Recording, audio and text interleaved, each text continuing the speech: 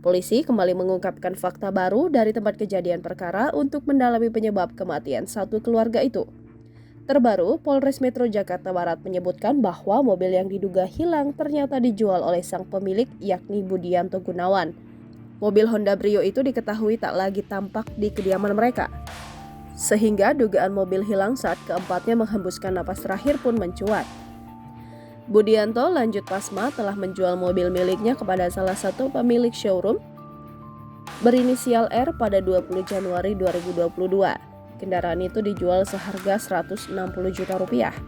Gembok rumah yang berada di kawasan perumahan Citra Garden 1 itu juga diduga terkunci dari dalam.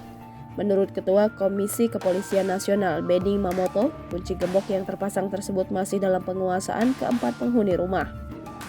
Benny berpendapat temuan ini perlu diselidiki lebih lanjut oleh pihak kepolisian guna mengungkap misteri satu keluarga tewas di Kalideres. Dengan demikian, lanjut Benny, penyidik dapat mencari keterkaitan antara kondisi rumah yang terkunci dari dalam dengan penyebab kematian.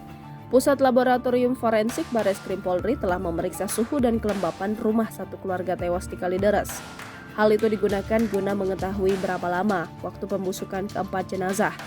Selama menyelidiki suhu dan kelembapan, kepolisian menggunakan humidity meter atau termometer. Beberapa dari mereka memeriksa 3 ruangan di dalam rumah. Sekitar 15 menit, polisi berada di dalam rumahnya dan menjadi lokasi keempat korban menghembuskan napas terakhirnya.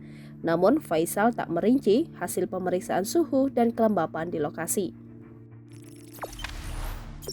Jangan lupa subscribe, share, komen, dan like ya!